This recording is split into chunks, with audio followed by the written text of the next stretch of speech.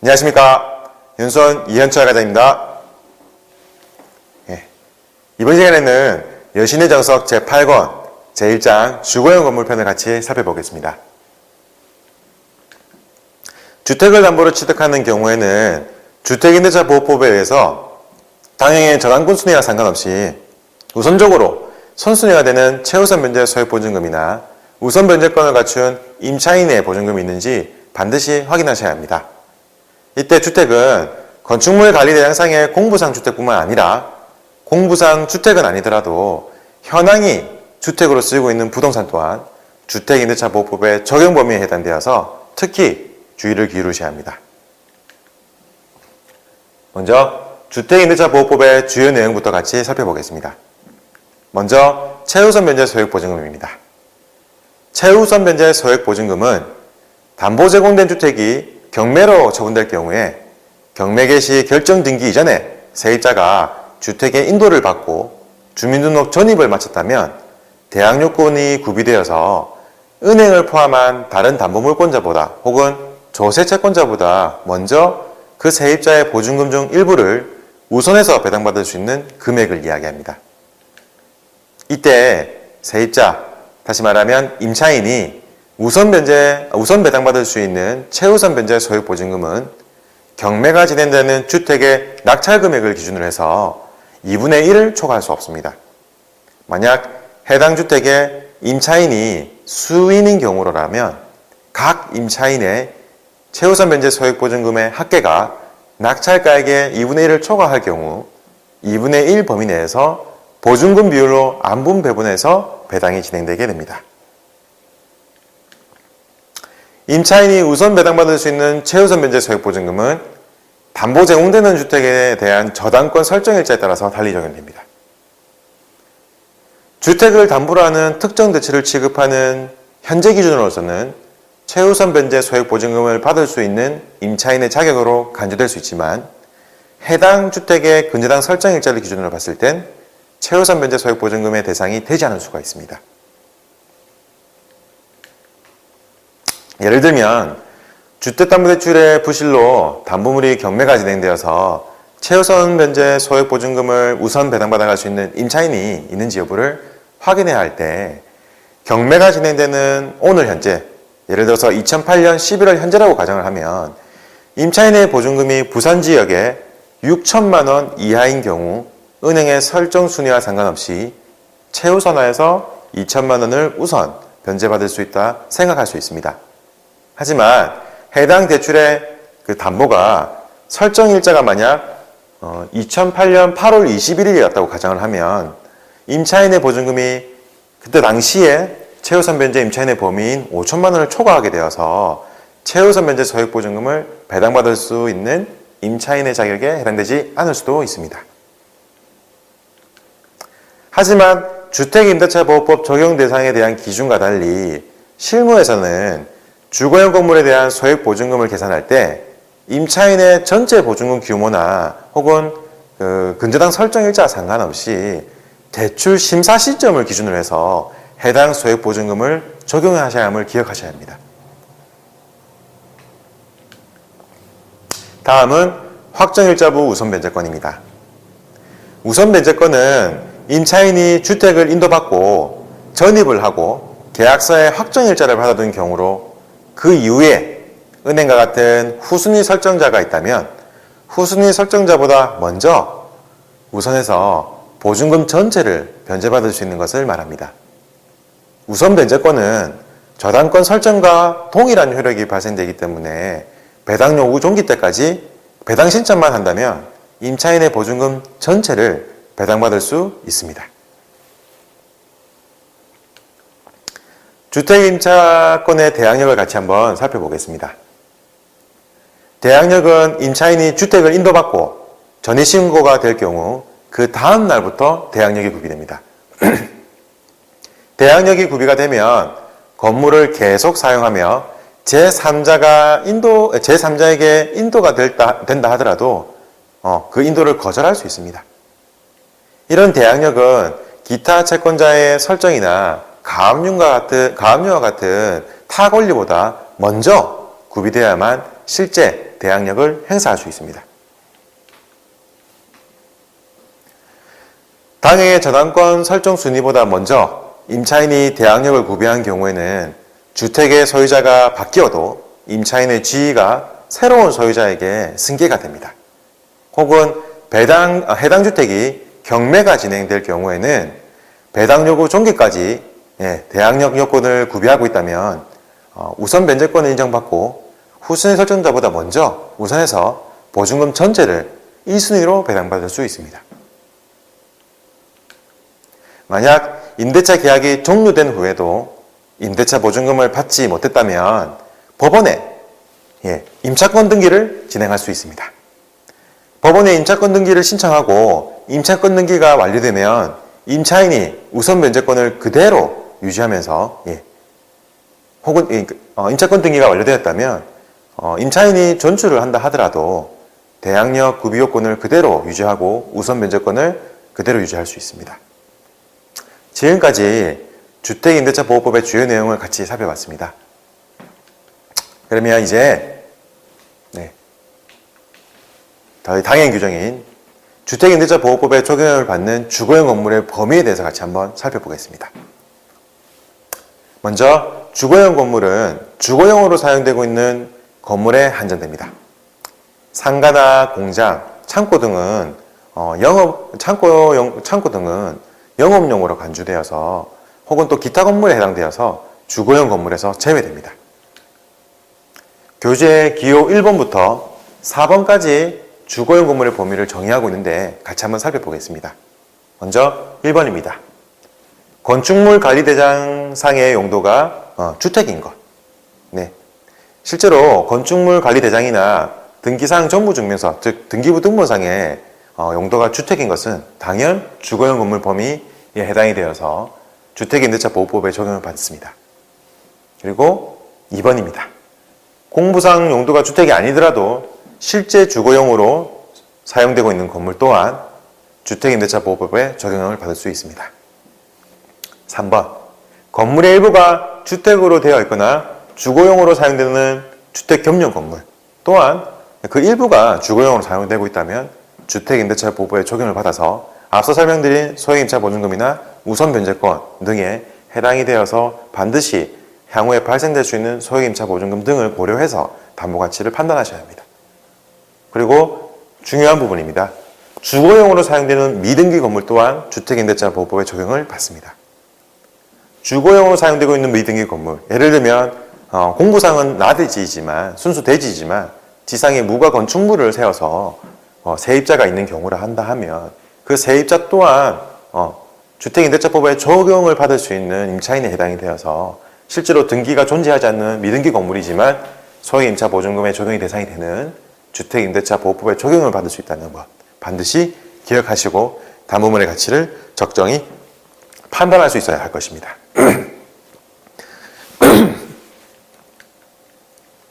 주거용 건물의 판단 기준은 공부뿐만 아니라 실제 현황도 같이 확인하셔야 합니다. 통상적으로 고시원, 모텔 등은 주거용 건물로 간주가 되지 않지만 현황상 일상생활을 영위하는 자가 전입하여서 거주하고 있다면 임차보증금이 존재할 수도 있습니다. 그 임차보증금은 주택임대차보호법에 의해서 소액보증금 또는 우선변제권을 갖춘 보증금에 의해 당행 근저당 설정보다 먼저 선순위의 권리가 행사될 수도 있으니 반드시 공부와 함께 현황상 실제 용도도 같이 확인하셔서 주거용 건물 여부를 판단하셔야 합니다.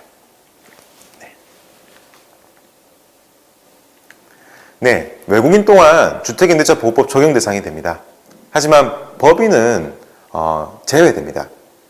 여신의 정석에서 설명하고 있는 내용들은 실제로 외국인은 주택임대차보호법을 적용받을 수 있으나 법인은 제외해야 된다. 다만 법인이 주택임대차보호법을 적용받는 예외사항 2가지를 설명하고 있습니다.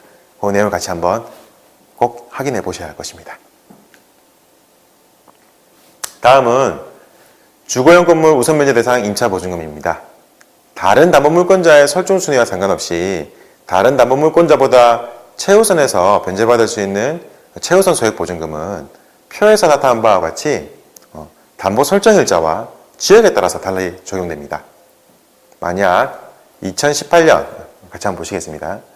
만약 2018년 9월 18일 이후 담보 취득된 주거용 건물이 있다면 임차인의 최우선 면제 소액보증금은 부산을 기준으로 봤을 때 최우선 면제 임차인의 범위는 보증금의 금액이 6천만 원 이하인 경우라 하면 설정 순위, 다른 담보 물권자와의 어떤 설정 순위와 상관없이 그 임차인의 보증금 중 일부, 즉 부산광역시는 2천만 원까지는 최우선해서 다른 담보 물권자보다 변제받을 수 있음을 명시하고 있습니다.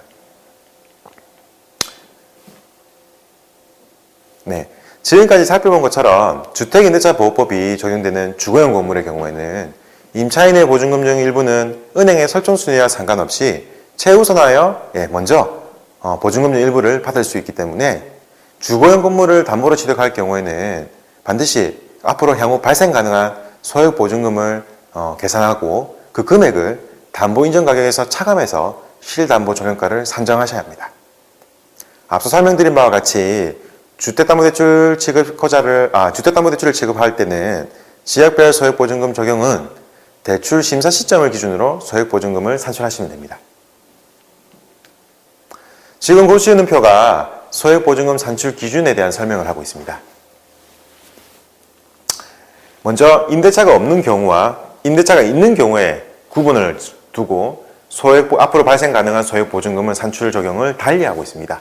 만약에 담보로 취득하고자 하는 그 주거용 건물 자체에 임대차가 없다라고 하면 혹은 공실이라 하면 차주가 직접 거주하거나 공실을 하면 주택의 구분을 공동주택과 단독주택 중에서도 2억 원 이하와 2억 원 초과인 경우를 나누어서 만약 해당 주택이 임차인이 없고 혹은 공실이면서 공동주택이라 하면 방 칸수 한 칸을 기준, 즉 다수의 칸이 실제로는 현황상 4개, 3개 이상의 2개 이상 혹은 많은 방 칸수를 보유하고 있다 하더라도 공제 대상 기준의 방수는 1개로 기준을 하여 이 1개의 지역별 소액보증금을 곱해서 소액보증금으로 산출합니다.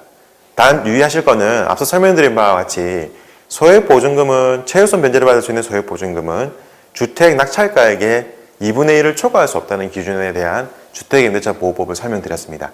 당행 규정에는 실제로 그 주택 낙찰가라는 실제로 낙찰이 진행돼야만 확인할 수 있는 금액이기 때문에 기준가격, 담보물 감정을 하고 감정심사를 받아서 심사평가가 이루어진, 즉 회수인증비율을 곱해주기 전에 그 직전의 가격인 기준가격의 2분의 1을 초과하지 않게끔 그렇게 비교를 할 수 있게끔 가이드를 주고 있습니다.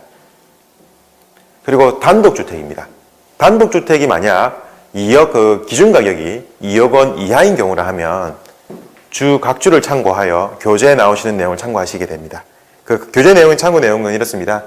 한 칸부터 3칸까지는 1칸, 4칸부터 6칸까지는 2칸 등의 구간별 방칸수 공제를 기준으로 해서 거기서 산정된 방칸수의 지역별 소액보증금을 곱해줘서 향후 발생 가능한 소액보증금을 계산하시되 그 금액이 만약 기준가격 내 2분의 1을 초과하게 된다면 둘 중에 작은 금액을 기준으로 적용하시게 됩니다. 그리고 단독주택이 2억 원을 초과하게 되는 경우로서 임대차가 없는 경우입니다. 이때는 앞서 2억 원 이하의 단독주택과는 달리 단독주택에 존재하는 모든 방칸수, 전체의 방칸수를 기준으로 지역별 소액보증금을 곱해서 나온 금액과 기준가격의 2분의 1 중 작은 금액을 향후 발생 가능한 소액보증금으로 간주해서 담보인정 가격에서 차감하는 그런 과정을 거치게 됩니다. 그리고 임대차가 있는 경우입니다. 임대차가 있는 경우에는 전부 또는 일부, 이 말이 무슨 말이냐면 그 단독주택의 일부만 임대차가 있든 혹은 일부분은 차주가 직접 거주하든 임대차가 있는 경우에 한한 소액보증금 적용을 어떻게 할 거냐에 대한 기준을 설명하고 있습니다. 실제로 임대차가 있는 부분에 대한 기준은 이렇습니다. 임대차, 즉 임차인이 쓰고 있는 부분은 공제방수는 전체를 기준으로 합니다. 이미 그 세입자가 납입한 선순위 임차보증금, 세입자가 집주인에게 납입한 보증금 금액과 혹은 공제방수, 즉 전체 방칸수를 기준으로 지역별 소액보증금을 곱한 금액과 비교해서 큰 금액을 공제하시면 됩니다. 이미 세입자가 납부한 임차보증금은 우선 변제권을 갖췄다고 가정을 할 겁니다. 우선 변제권을 갖췄다 하면 그 은행의 설정 순위와 상관없이 은행의 설정 순위가 후순위인 경우에 해당되어서 선순위의 자격을 유지하고 설정과 동일한 효력을 발생하면서 실제로 경매가 된다면 세입자의 임차보증금은 전체 다 배당 요구 종기까지 배당만 신청한다면 전체 다 배당을 받을 수 있습니다.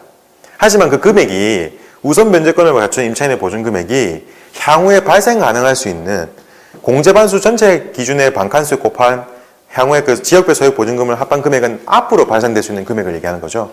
그 금액과 비교해서 실제로는 큰 금액을 빼줘야만 그 현재 그 임차인의 보증금은 그 지역별 소액 보증금을 곱한 금액보다 작다 하더라도 향후에 그 지역별 소액 보증금과 공제방수를 곱한 금액 이내에 최우선 면제를 받을 수 있는 임차인이 발생될 수 있는 여지를 미리 반영할 수 있을 겁니다. 임대차가 없는 부분은 마찬가지로 전체 반칸수를 공제합니다. 예. 일부분은 임대차가 있고 일부분은 임대차가 없다 하면 임대차가 없는 부분 또한 전체 반칸수를 기준으로 해서 공제방수 곱하기 지역별 소액 보증 금액과 마찬가지로 기준 가격의 2분의 1 중에 작은 금액을 소액 보증금 발생 예상액으로 계산하셔서 공제하시면 될 겁니다. 그리고 요 임대차가 있는 부분과 임대차가 없는 부분에 대한 계산 금액을 합계하여 실제로 소액 보증금을 산정하시면 되겠습니다. 소액 보증금 산출 예시를 같이 한번 보겠습니다. 소액 보증금 산출 예시는 이렇습니다. 부산 지역에 있는 주택을 기준으로 했습니다. 3층짜리 단독주택이시고요. 다가구 주택을 얘기하고 있습니다. 기준 가격은 7억, 지역별 소액 보증금은 현재 기준으로 2천만 원임을 지금 예시를 주고 있습니다. 기준 가격이 일단 7억이라 하면 앞서 우리가 설명드렸던 우리가 그 임대차가 있는 경우나 없는 경우 혹은 없는 경우를 가정했을 때 단독주택 2억 원 이하는 구간별로 반칸수를 뽑았고 그 기준 가격이 2억을 초과하게 되면 전체 반칸수를 공제를 했습니다. 만약에 지금 이 예시로 나타난 기준주택에 대한 임차차가 만약에 전혀 없다고 가정을 한다 하더라도 기준 가격이 일단 2억을 초과한 이상은 전체 반칸수가 기준이 되어서 지역별 소액 보증금을 곱한 금액이 향후 발생 가능한 소액 보증금으로 계산이 돼야 될 거고 본 예시는 일부는 소유자가 거주하고 있고 일부는 임차인이 거주하고 있으면서 보증금이 이미 납부된 케이스를 설명하고 있습니다. 이때는 앞서 설명드린 소액 보증금 발생 예상액을 계산하는 기준에 맞춰서 그 각 세대별로 앞으로 발생 가능한 소액 보증금 금액과 이미 세입자가 납부한 보증금, 우선 변제권을 갖춘 보증금 중 큰 금액을 공제하는 기준으로 해서 실질적인 소액 보증금을 산출하시게 될 겁니다. 하나씩 한번 같이 살펴보겠습니다. 먼저 지하 1층입니다. 지하 1층은 반칸수가 2개가 있습니다. 그리고 세입자가 납부한 우선 변제권을 갖춘 임차인의 보증금은 500만 원입니다. 실제로는 경매가 진행되면 되면 이 500만 원을 전부 다 세입자는 받아가겠지만 중요한 건 이제 이 세입자의 보증금이 현재는 500만 원이지만 이 보증금의 500만 원인 세입자가 전출하고 새로운 우리 당연 대치를 위해 새로운 세입자가 들어왔을 때 실제로는 최우선 변제 금액이 얼마까지 발생될 수 있는가를 비교를 하셔야 됩니다. 그래서 그 금액 중 큰 금액을 빼준다는 그런 컨셉이 되겠습니다. 본건은 반칸수가 2개이고 임차인이 있는 경우이니까 반칸수 전체를 기준으로 지역별 소액 보증금 2천만 원을 곱해주면 4천만 원이라는 그 앞으로 발생 가능한 소액 보증금이 계산이 되고 현재 우선 면제권을 갖춘 보증금은 임차인의 보증금 500만 원입니다. 그럼 둘 중에 큰 금액인 4천만 원이 여기서 공제가 되셔야 될 거고요. 화면을 바꿔서 한번 같이 설명해 보겠습니다. 그리고 마찬가지 지하 2층 반칸수가 2개고 보증금이 1,500이라면 앞으로 발생 가능한 최우선 변제를 받을 수 있는 지역 소액 보증 금액이 현재 임차인의 보증금보다 크기 때문에 마찬가지로 4천만 원을 공제해 주셔야 됩니다. 그리고 1층 1개호 1층 1호 1층 같은 경우에도 한 세대의 기준이 반칸수가 2칸인 경우로 보증금이 8천입니다. 지역별 소액 보증금을 반칸수 전체에 곱한 금액보다 우선 변제권을 갖춘 임차인의 보증금이 크기 때문에 요 금액이 공제 기준이 되셔야 될 겁니다. 그리고 1층 2호 반칸수가 2칸이고 임차인의 보증금은 1,500 마찬가지로 큰 금액인 4천만 원을 공제해 주셔야 됩니다. 여기서 이 부분을 제가 설명을 못 드렸는데요. 앞으로 발생 가능한 그러니까 즉 우선 변제권을 갖춘 임차인의 보증금과 앞으로 발생 가능한 소액 보증금 중 큰 금액을 빼주는 건데 앞으로 발생 가능한 반칸수에다가 지역별 소액 보증금을 곱해주는 이 공식은 반드시 주택의 기준 가격의 2분의 1을 초과하는지 아닌지를 먼저 비교해서 그 작은 금액을 기준으로 우선 변제권을 갖춘 임차인의 보증금과 비교하여 큰 금액을 빼주는 공식을 설명하고 있는 겁니다. 그래서 1층 2호 또한 앞으로 발생 가능한 그 방칸수 기준의 지역별 소액보증금 금액은 4천만 원으로 이 4천만 원은 주택의 기준 가격 7억에 대한 그 2분의 1에 해당하는 금액 3억 5천보다 작은 금액이기 때문에 4천만 원을 기준으로 하고 그 4천만 원과 임차인의 우선 변제권을 갖춘 보증금 중 큰 금액인 4천만 원이 소액보증금으로 계산이 돼야 될 겁니다. 마찬가지의 공식이 다 이제 대입이 되는데요. 특이한 거는 3층 1개호실 한번 보겠습니다. 요거는 그 담보물 소유자가 직접 거주한다라고 앞서 설명이 됐을 겁니다. 방칸수가 2칸인데요. 보증금은 없습니다. 자가가 쓰기 때문에. 방칸수 2칸을 기준으로 했을 때, 이 또한 앞서 우리가 임대차가 있는 경우에서 전부 또는 일부라고 설명드렸다시피 임대차가 있는 부분이든 임대차가 없이 차주가 직접 거주하는 부분이든 간에 전체 방칸수를 기준으로 해서 소액보증금을 공제해주는 기준을 대입해서 자가가 쓰고 있지만 방 2칸 기준으로 소액보증금 2천만 원을 곱해줘서 나온 금액 그리고 기준가격의 2분의 1 금액 중에서 작은 금액을 앞으로 발생 가능한 소액보증금으로 간주를 하고 계산을 해서 각 세대별로 산출되어 있는 금액을 대주시면 3억 1천만 원이라는 소액보증금 금액을 우리가 구할 수 있게 됩니다.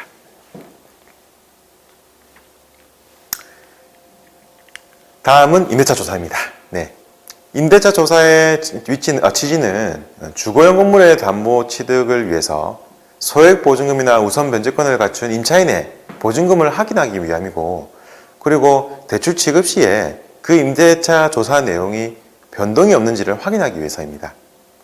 임대차 조사는 먼저 서면 조사부터 시작이 됩니다. 대출 상담 또는 대출 취급 전에 차주로부터 반드시 주민등록상을 확인할 수 있는 전입세대 연락 확인서를 받아서 그 현황에 기재된 내용을 기준으로 해서 담보물을 평가를 먼저 하시게 될 겁니다.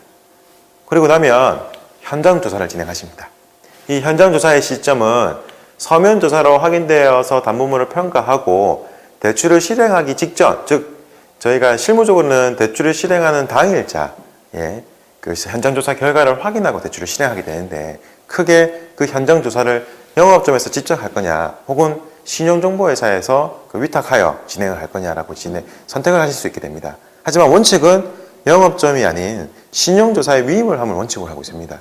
다만 이제 그 후면에 설명이 되겠지만 다만 그 현장 조사의 내용이 부득이하게 영업점장 책임하에 신청의견서에 부득이 영업점에서 실행하는 사유를 설명하고 자체 영업점 자체 현장 조사 및 주민등록 조사 또는 전입 조사를 하실 수가 있습니다. 그게 아닌 경우는 대부분 다 신용조사에 위임을 하셔야 되는데 그 현안 조사에 대한 방법을 설명하고 있는 내용입니다. 일단 먼저 그 내용을 살펴보면 현장 조사는 반드시 담보물의 주택 구조와 이용 실태, 임대차 현황 등을 자세히 조사하시고 임대인과 임차인으로부터 임대차 계약서를 받아서 재반 조사 내용과 일치하는지를 반드시 확인하셔야 합니다. 그리고 중요한 건 그 임차인이 있다 하면 그 임차인의 임대차 계약서 사본을 반드시 교부받으셔야 합니다.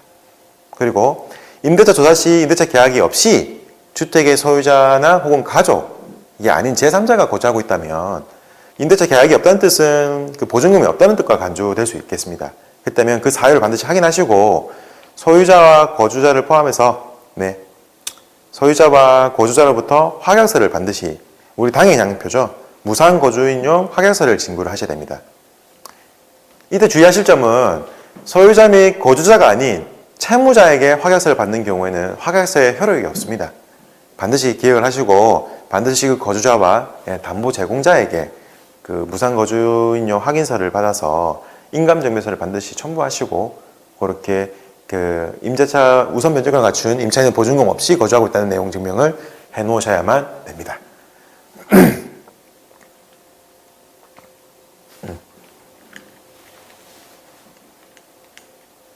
그리고 지금 이어서 보는 내용은 분양 등기 이전에 임대차 계약을 체결한 경우입니다. 분양 등기 이전에 임대차 계약을 체결한 경우의 대항력. 이거는 이제 그 잔금 대출을 의미하는 겁니다. 실제 이 사례는 잔금 대출을 기표를 하게 되면 그 특징이 대출을 기표하여 잔금을 납부한다 하더라도 신규 분양 아파트의 경우에는 바로 소유권 등기 이전이 되지 않습니다. 해서 부득이하게 대출 실행 이후에 소유권 이전 등기가 일괄적으로 신규 분양 아파트에 대한 소유권 이전 등기가 일괄적으로 진행될 때, 그때 저희도 후치로 근저당 설정을 진행하게 되는데, 문제는 신규 분양되는 아파트인 경우에는 전월세대 열람조사를 반드시 대출 실행 당일자를 하셔야 되고, 대출 실행이 되고 난 이후에 차주가 주민등록 전입을 했는지 여부를 확인할 수 있는 주민등록표를 받고, 그리고 실제로 담보취득이 되는 소유권 이전 등기가 되어서 담보취득이 되는 시점에 또한 현황조사를 한 번 더 실시하셔서 전입 여부를, 차주가 아닌 제3자의 전입 여부를 반드시 확인하셔야 됩니다. 그런데 지금 이 법률지의 사례 내용은 부득이하게 대출 실행일자에 전입세서를 하지 못했고, 근저당 설정, 소유권 이전 등기가 완료되고 나서 근저당 설정을 해놓고 난 차후에 전입세대 열람조사를 하니 차주가 아닌 제3자가 전세계약을 체결하고 임차 보증금을 납입한 내역이 확인된 케이스입니다. 이때 그러면 근저당 설정이 우선하느냐, 소유권 등기 이전 전에 전세계약을 체결하고 보증금을 납부한 세입자의 보증금이 우선 변제권을 갖고 있느냐를 법률지휘를 한 케이스를 지금 일단 사례로 실어놓은 내용입니다. 그 결과는 판례가 이미 설명을 해주고 있습니다.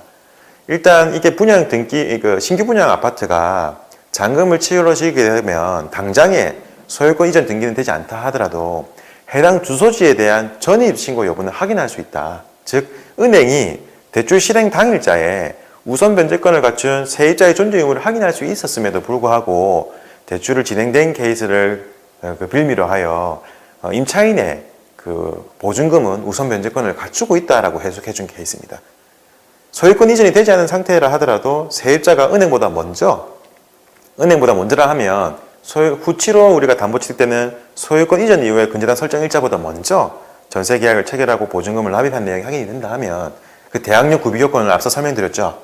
전세계약을 체결하고 확정일자를 받고 전입신고를 마친 경우, 그리고 주택을 인도받는 경우 대항력을 구비하게 되고 우선 변제권 또한 인정을 받아서 당연히 2순위로 밀려서 배당해서 손실을 기록하게 된 어떤 그 법률 질의 내용에 대한 설명을 하고 있습니다. 그래서 실무적으로 우리는 반드시 기억해야 될 겁니다.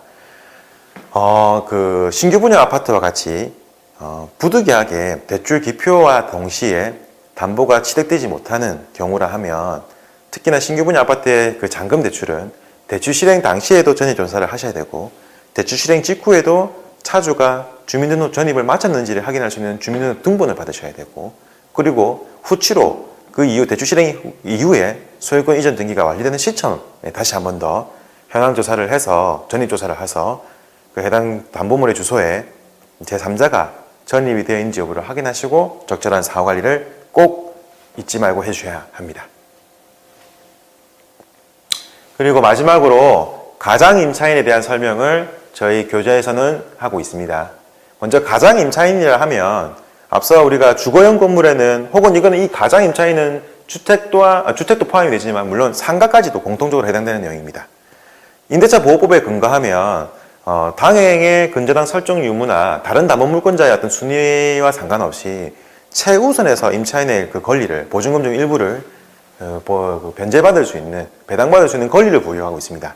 그런 어떤 법률적인 어떤 보호 내용을 악용해서 실제로 담보물이 경매에 처분되거나 대출이 부실이 염두가 되어서 경매가 진행될 수 있는 사항을 우려하고 채무관계자나 담보권리자의 관계자가 임차인을 가장해서 전입신고하고 확정일자 받고 그리고 주택을 인도받는 행위를 묘사해서 당행보다 부산은행이나 다른 담보물권자보다 먼저 최우선 변제금액 일부라도 가져갈 수 있게끔 그렇게 악용을 하는 사례에 대한 설명을 하고 있는 겁니다. 그 임차인의 유형은 기호 가에서부터 나까지 설명을 하고 있습니다. 부실 전후 3개월 이내에 임대차 계약을 체결한 경우 또한 우리가 의심을 해야 될 거고, 가족 간의 임대차 계약 또한 사실상 우리가 정상적인 임대차 계약으로 간주할 수 없기 때문에 주의하셔야 되는 내용입니다. 이 기호에 나와 있는 내용들은 한 번 더 면밀히 주의해서 한번 읽어보셔야 할 겁니다. 중요한 건 체크 포인트입니다. 가장 임차인인지 아닌지 여부를 실질적으로 판단할 수 있는 체크 포인트인데, 연체 시작일이나 경매 신청일과 전입일자를 비교해서 연체 시작일에 혹은 경매 신청일에 특정 제3자로부터의 전입이 확인되는 경우라 하면 유력하게 가장 임차인임을 우리가 가장 임차인으로 유력하다라고 간주해 볼 수 있을 겁니다. 그리고 여신 취급 시 진구 서류 등을 참조해서 실제로 전입한 임차인이 실질적인 가족관계의 유무인지 아닌지를 확인하셔서도 가장 임차인인지 여부를 진위 여부를 확인할 수 있을 겁니다. 기타의 내용들도 동일한 내용들을 설명하고 있습니다. 근데 이 가장 임차인에 대한 실질적인 실무적인 어떤 그런 발생 시점은 그 대출이 부실이 염두되는 시점부터 전입을 가장해서 소액 임차 보증금을 우선 배당받아 가려고 하는 그런 어떤 그 행위의 어떤 포인트가 있으니까 대출을 취급한 이후에 대출 부실이 염두되는 어떤 사항이라 하면 반드시 가장 임차인 존재 여부를 지금 우리 그 여신의 정석에 나오는 이 기준에 의거해서 해석을 하시고 유권 해석을 하셔야 할 것입니다. 네, 그래야 실제로 가장 임차인으로 의심되는 자가 전입을 하고 대항력을 구비했다고 간주가 된다 하면 먼저 법원 경매 앞에 가장 임차인으로 추정되므로 배당에서 제외해 주십시오 하는 취지의 의견서를 제출하셔야 합니다. 그리고 만약에 입증할 자료가 부족하다 하면 임차보증금 거래 내역을 확인할 수 있는 거래 내역을 법원에 제출할 수 있도록 판사의 제출 명령을 활용하는 방법도 있을 수 있을 겁니다. 이상으로 우리가 그 여신의 정석 주거용 건물에 대한 강의를 마치고 다음 시간에는 상업용 건물에 대한 내용을 같이 한번 살펴보도록 하겠습니다. 고생 많으셨습니다.